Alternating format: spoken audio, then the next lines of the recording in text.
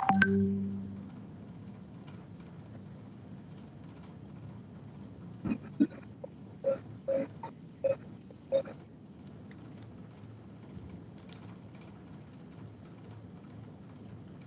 good afternoon, and thanks for giving us time, joining our uh, webinar series. And today, I think at least here in India, most of most of us are working from home or working remotely. So I wish that you all are safe and stay safe because the times are such.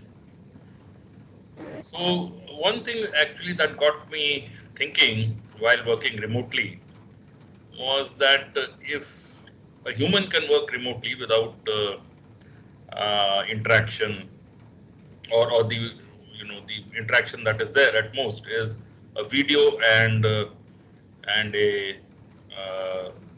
voice that is there with the other parties. So if that can be done uh, with a human, why can't it be done with a digital twin of a human? So that's where the topic of today's webinar comes in, which is conscious and creative bots. So we have seen or we have heard about a lot of bots that maybe chat bots or even voice bots. Now the difference here is that we are talking about conscious and creative bots, which are more human-like in their responses than a machine. We'll talk about this as we move along in the presentation, in the webinar. So first of all, a very brief introduction about bots. Bots will be based. I request whoever is coming to please put their mics on mute. They can unmute themselves when when they want to ask a question. There's some background noise. So when we talk about bots, the avatar of bots that we are seeing are mostly chat bots and some voice bots. So both use natural language processing, and the objective is that they understand what the seeker of information is trying to ask, and they work on a set of data to give us a response.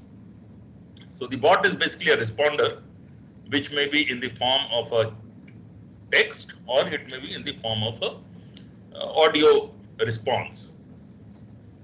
So the this conversational user interface actually eases a lot the type of communication that happens between the seeker and the responder. Now there can be different situations, but in our context, we are basically talking about a customer or a prospective customer which is looking for a product or a service from us. So they basically work on some keyword extractions. So from the entire data set of whatever the seeker is asking, we try to extract, or the AI engine tries to extract some keywords, and on the basis of that, based on a previously trained data set, they generate responses.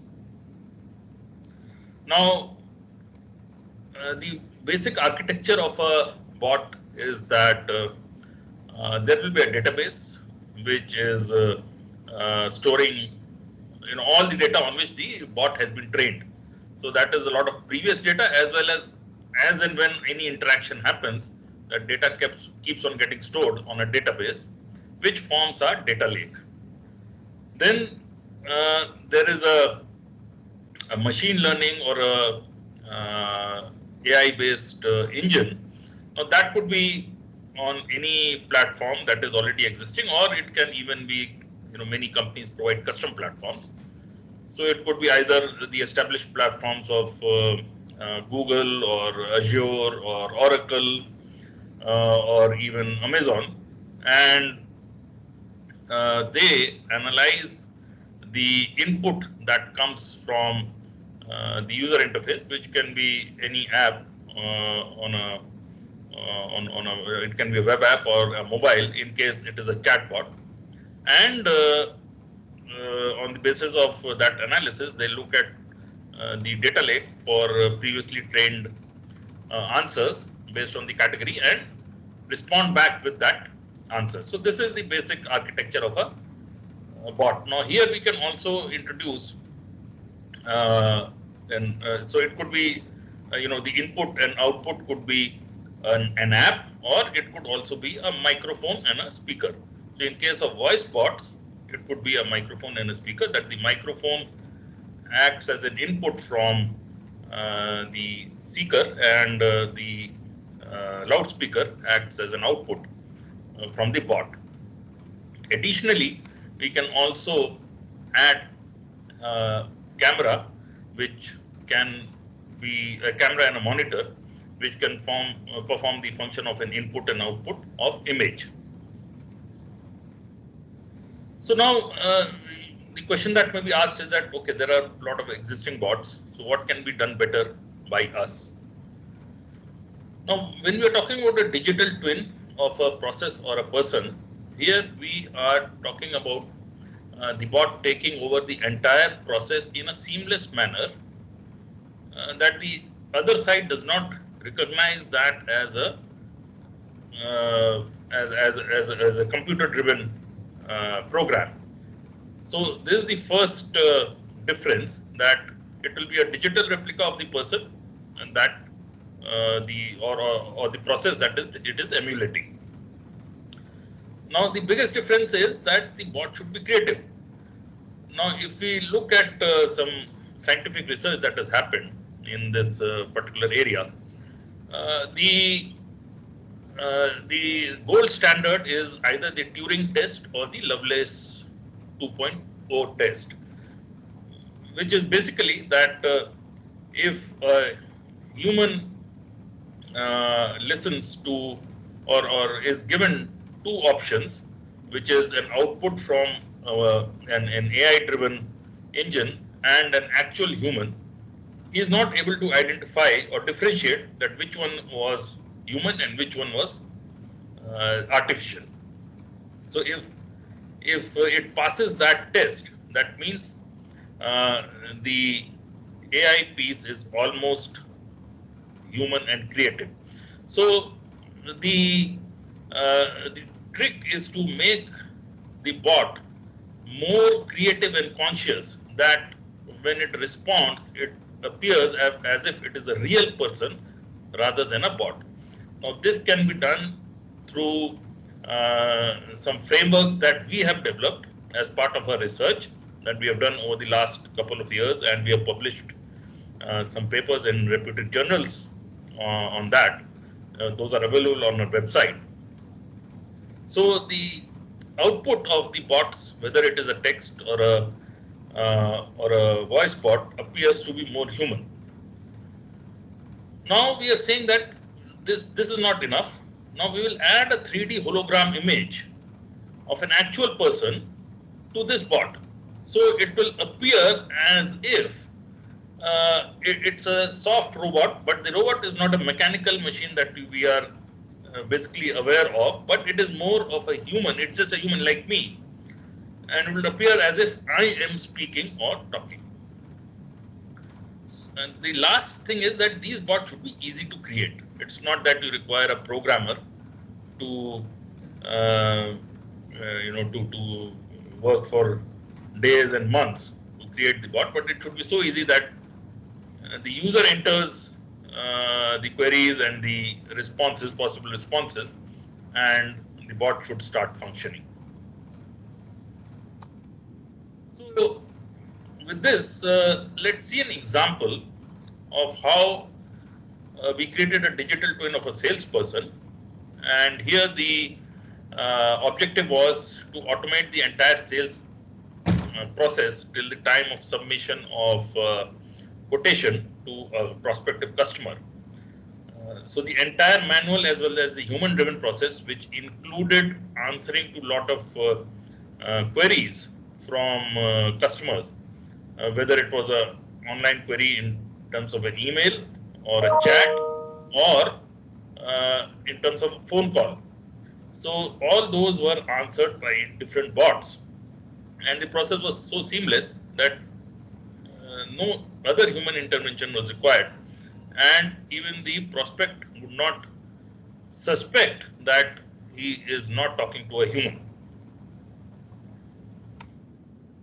So we'll show a short video in which these use cases will be covered, where we'll show that when a lead is captured from a website, the responses are in such a manner by the AI-driven engine that it appears that some human is behind it, because they are not templatized responses, but they are more they are having the human touch. Then you will see the interaction of the technical queries.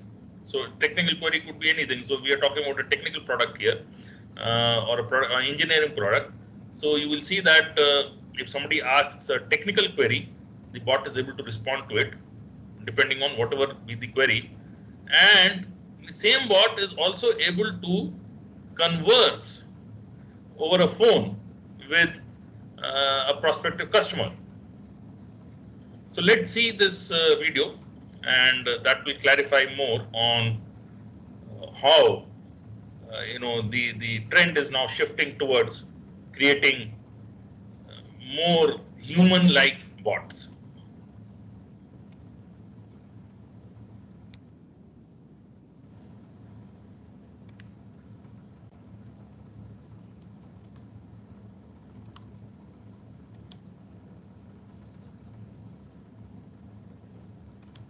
The objective of a digital twin is to mimic the human activities and processes through a process that is technologically enabled through Industry 4.0 technologies.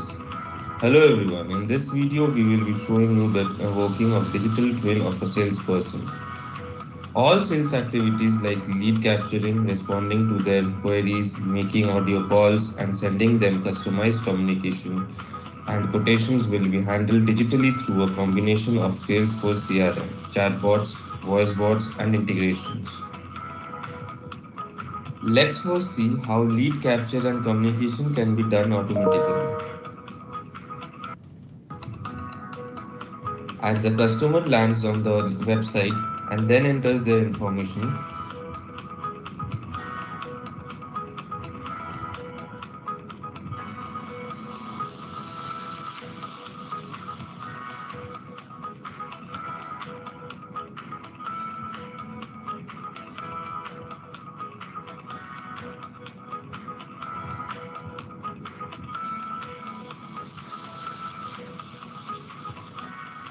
on submitting this information, the digital twin captures the information automatically in the CRM with the comments of the prospect.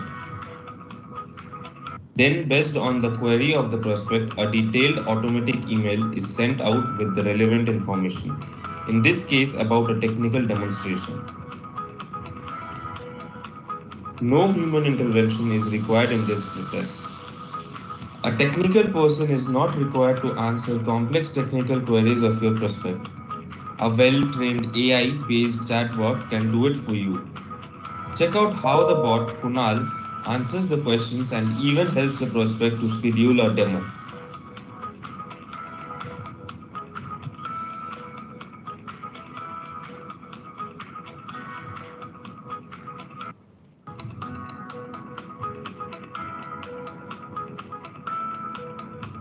The chat transcript is also attached automatically to the same prospect's history in the CRM. Now comes the interesting part. A voice bot mimics an actual human salesperson with the same emotional and intelligence quotient. Here is how our voice bot Kriti dials the prospect and then not only confirms the appointment but also answers on-the-spot questions asked. The transcript of the call is also automatically attached to the lead history. Blessing. I am Crane from Clean Water Problem. I am calling you with respect to your request for demo of atmospheric water machine. Yes, I want to watch demo on atmospheric water machine. Okay, what time will be suitable for you? It will be suitable on 21 March at 2 p.m. Complete demo may take 4 to 5 hours depending on the temperature and humidity. How much water will be generated in 4 to 5 hours? Based on the humidity and temperature I see today, it will be 2 liters. Okay, it's fine. Our engineer Mr. Rajpati Yadav will contact you. Have a nice day. Finally, when the prospect decides to configure their product requirement, the digital twin is able to configure the price and quote the prospect with their exact requirement.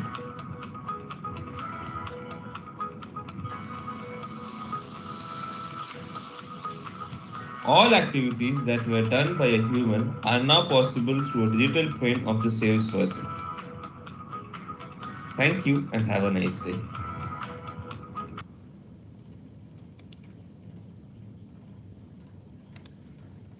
So what we saw was uh, a battery of bots that had automated the entire sales process using artificial intelligence in conjunction with the CRM selling process.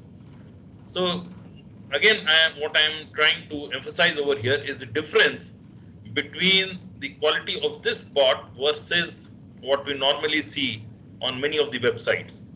Now, these bots have been trained with data that was that encapsulates the emotions and the uh, intelligence of actual human beings rather than just segmentation of if this kind of query comes and it has this keyword, the answer will be this. This is how the world is moving. And like I said, if this entire thing is superimposed with a 3D hologram of an actual person, it will appear as if an actual person is talking to you and speaking to you.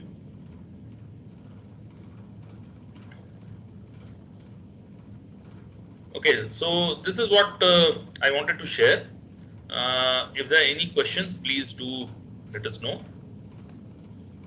You can unmute yourself and ask if there's any question.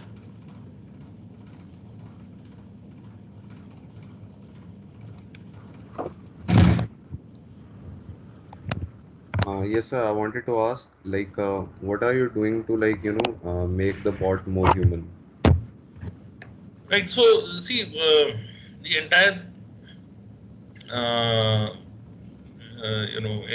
algorithm depends on what kind of training is being given to the bot. So if the data that is used to train the bot has those elements which you and me normally portray while speaking or while writing, which are normal human emotions. If that data can be used to train the bot, the output of the bot will be more human-like. So we have created a framework which captures that kind of data, and then we have used models which work on that kind of data because it's huge, extensive data.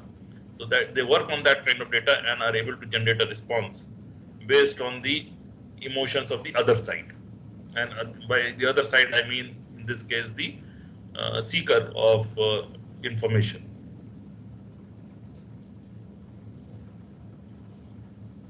Okay, sir. Okay. Anything else? Any other question? Anybody has any question?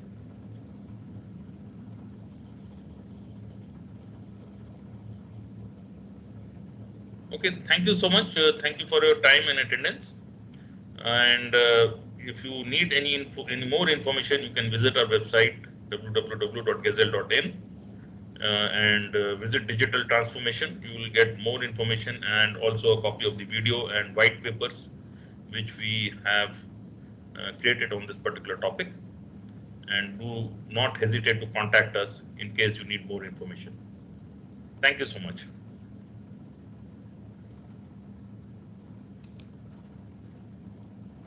Thank you, sir.